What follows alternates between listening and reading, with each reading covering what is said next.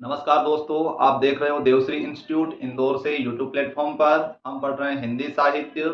बुलंद हो हौसला तो मुट्ठी में हर मुकाम है, मुश्किलें और मुसीबतें तो जिंदगी में आम है। जिंदा हो तो ताकत रखो बाजुओं में तैरने की, क्योंकि लहरों के साथ बहना तो लाशों का काम है। तो अब हम पढ़ने जा रहे हैं हिंदी साहित्य, जो कि कल की कक्षा में हमने अष्टशाप के कवियों के बारे में पढ़ा था। और आज की कक्षा में हम जो विविध संप्रदाय है उन संप्रदायों के बारे में अध्ययन करने जा रहे हैं। तो ज़्यादा टाइम व्यस्त ना करते हुए हम कक्षा स्टार्ट करते हैं। तो विविध जो संप्रदाय है वो संप्रदाय कौन कौन सी है और उनके जो प्रवर्तक रहे हैं वो प्रवर्तक कौन कौन है उनके बारे में हम पढ़ने वाले हैं। तो विविध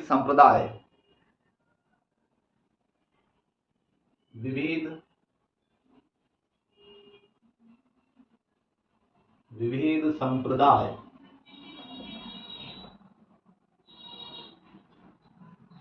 विविध संप्रदाय। सबसे पहले वल्लभ संप्रदाय। वल्लभ संप्रदाय। वल्लभ संप्रदाय, इसके जो प्रवर्तक है वल्लभाचार्य। प्रवर्तक प्रवर्तक वल्लभाचार्य।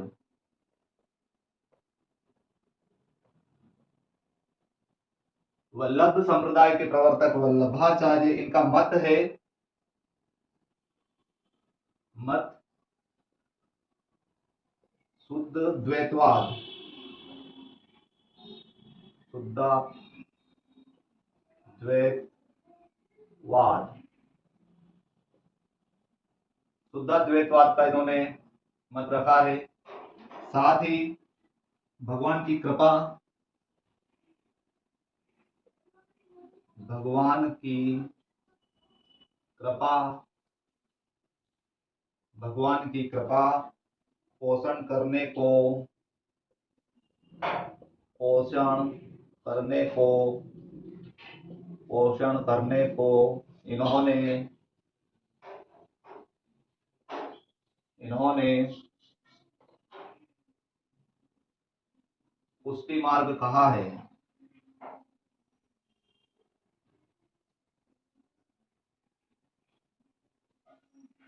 पुष्टि मार्ग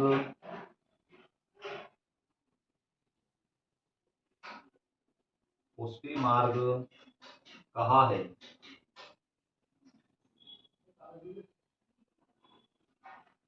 साथ ही सभी अष्टछाप के कवि इसी से संबंधित हैं। सभी अष्टछाप अष्टछाप के कवि इन्हीं से संबंधित है। इन्हीं से संबंधित है। तो जो वल्लभ संप्रदाय है इसके प्रवर्तक वल्लभाचार्य है। इनका जो मत था वो शुद्ध द्वैतवाद का मत था। ये बहुत बार एग्जाम में पूछा जाएगा, इसलिए अवश्य याद रखें। भगवान की कृपा से पोषण करने को इन्होंने पुष्टि मार्ग कहा है। साथ ही सभी अष्टछाप के कवि वल्लभ संप्रदाय से संबंधित हैं, ये भी याद रखना आवश्यक है। अब हम पढ़ेंगे निम्बार्क संप्रदाय। निम्बार्क संप्रदाय और निम्बार्क संप्रदाय के जो प्रवर्तक और आचार्य हैं वो निम्बार्काचार्य हैं।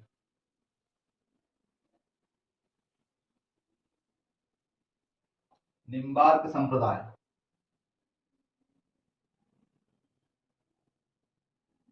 निम्बार्क संप्रदाय। निम्बार्क संप्रदाय, इसका जो काल है 1162 ईस्वी, ये समय है निम्बार्क संप्रदाय का। साथ ही इसके प्रवर्तक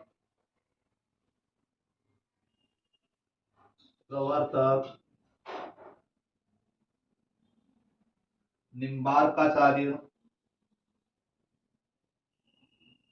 निम्बार्क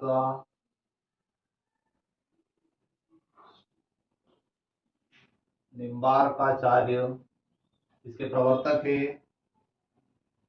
इन्हें सुदर्शन चक्र का इन्हें सुदर्शन सुदर्शन चक्र का अवतार माना जाता है या अवतार माना जाता था। अवतार माना जाता था। साथ ही इनके द्वारा स्थापित इनके द्वारा स्थापित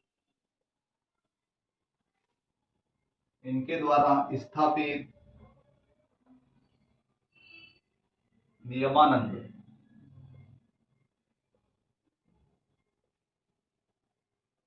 इन्होंने नियमानंद की स्थापना की है। साथ ही मत है इनका मत निम्बार्काचार्य का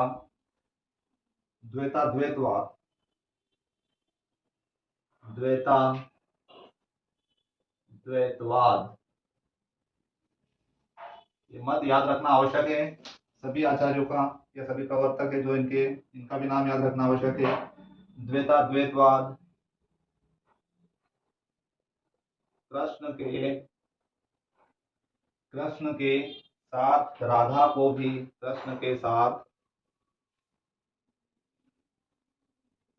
राधा को भी कृष्ण के साथ राधा को भी स्वीकार किया गया स्वीकार किया गया किया गया और भक्ति के दाम्पत्य रूप को स्वीकार किया गया। भक्ति के दाम्पत्य रूप को स्वीकार किया गया।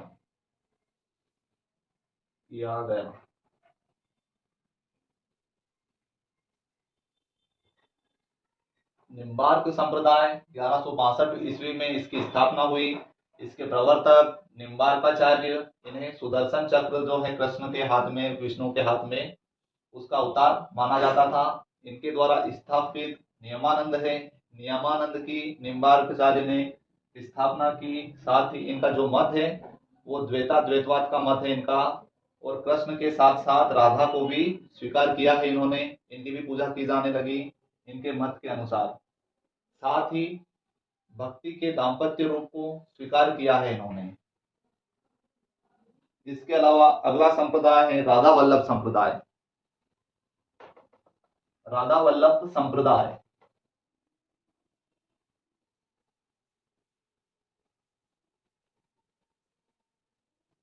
राधा वल्लभ संप्रदाय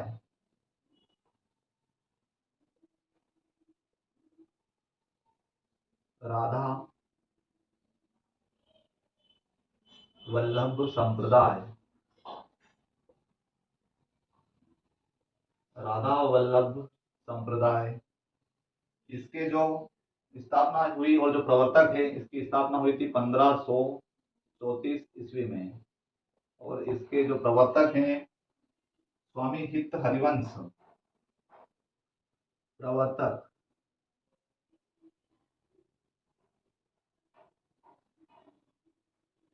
स्वामी हित हरिवंश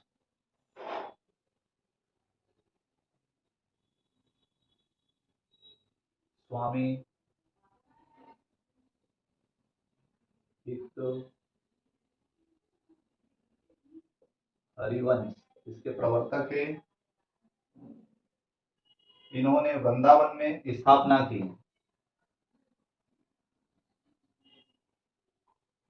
इन्होंने इस संप्रदाय की इन्होंने इस संप्रदाय की वृंदावन में स्थापना की। साथ ही जो विषय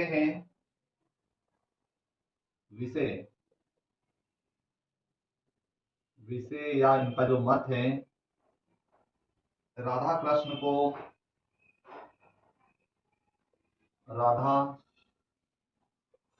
कृष्ण को नित्य बिहारी माना।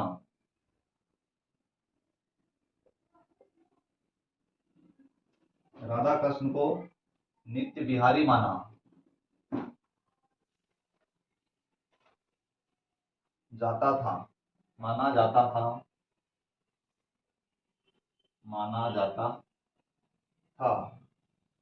तथा सखी भाव से माना जाता था तथा सखी भाव से दर्शन किए जाते थे। सखी भाव से दर्शन किए जाते थे। प्रेम को भक्ति का मूल स्रोत माना जाता था। प्रेम को भक्ति का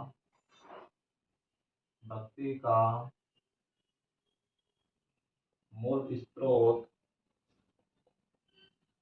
स्रोत माना जाता था। इसके साथ ही राधा को कृष्ण से बड़ा मानकर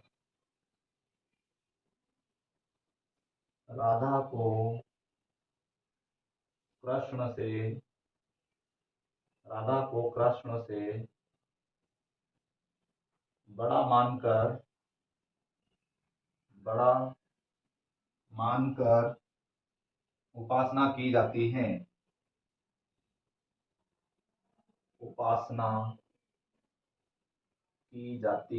या की जाती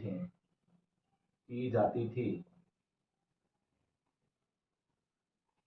मंदिरों में कृष्ण के साथ साथ, एक लाइन और बाकी है इसके बाद में लिखेंगे वो, क्योंकि जगह नहीं है बोर्ड में। तो राधा वल्लभ संप्रदाय, इसकी स्थापना 1534 ईस्वी में, प्रवर्तक इसके स्वामी हित हरिवंश है। इन्होंने इस संप्रदाय की, राधा वल्लभ संप्रदाय की स्थापना जो की थी, वृंदावन में की थी। इनका जो विषय था या मत था इनका, राधा कृष्ण को नित्य बिहारी माना जाता था, या नित्य बिहारी माना इन्होंने, तथा सखी भाव से दर्शन किए जाते थे। इसके अलावा प्रेम को भक्ति का मूल स्रोत माना जाता था इनके मत के अनुसार। साथ ही राधा को कृष्ण से बड़ा मानकर उनकी उपासना की जाती थी। ये स्वामी हित हरिवंश के मत के अनुसार है। साथ ही एक और पॉइंट इसका बाकी है राधा वल्लभ संप्रदाय का, जो कि मंदिरों में कृष्ण के साथ, एक और पॉइंट है यहाँ पे लिख लेते हैं नीचे। मंदिरों में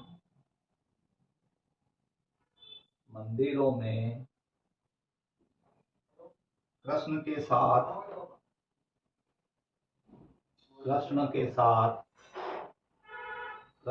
साथ राधा को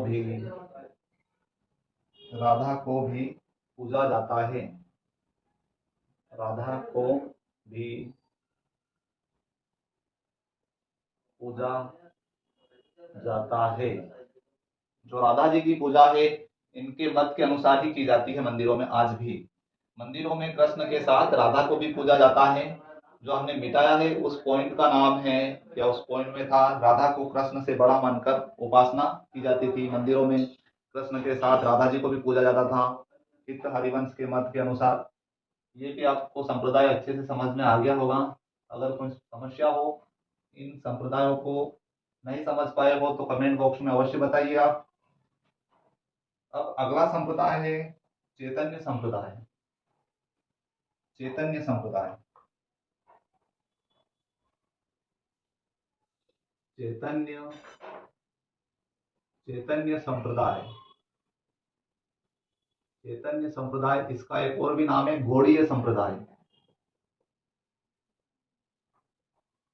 गौड़ीय संप्रदाय, चैतन्य संप्रदाय या गौड़ीय संप्रदाय। इसके जो प्रवर्तक हैं, प्रवर्तक चैतन्य महाप्रभु, चैतन्य महाप्रभु गौड़ीय संप्रदाय या चैतन्य संप्रदाय के प्रवर्तक है। साथ ही इसका जो समय है 1486 से समय 1486 ईस्वी से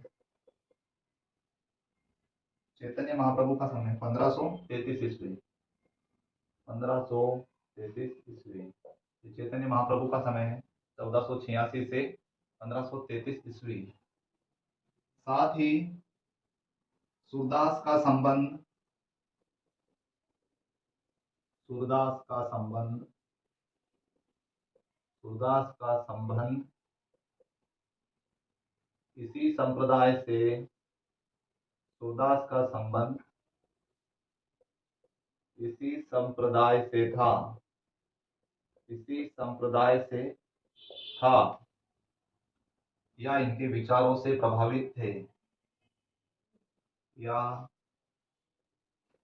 इनके विचारों से प्रभावित थे सूरदास जी। जो चैतन्य संप्रदाय है, चैतन्य महाप्रभु का इनके विचारों से प्रभावित थे। साथ ही चैतन्य संप्रदाय का महत्वपूर्ण ग्रंथ, चैतन्य संप्रदाय का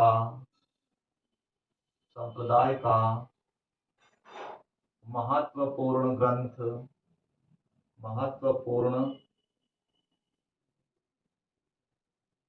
ग्रंथ सिद्धांत के पद,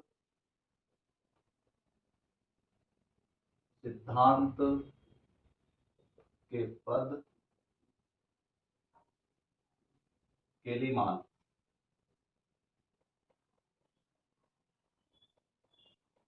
केलीमान। साथ ही इस संप्रदाय का प्रमुख ग्रंथ,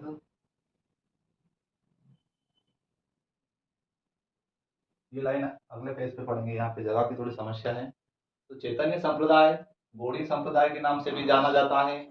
इसके जो प्रवर्तक है वो चैतन्य महाप्रभु है, चैतन्य संप्रदाय के।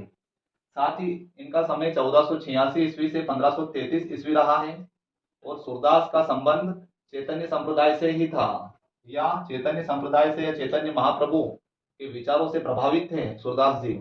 चैतन्य संप्रदाय का महत्वपूर्ण ग्रंथ जो है सिद्धांत के पद केलीमाल नाम का महत्वपूर्ण ग्रंथ है। तो यहां तक आपको समझ में आ गया होगा।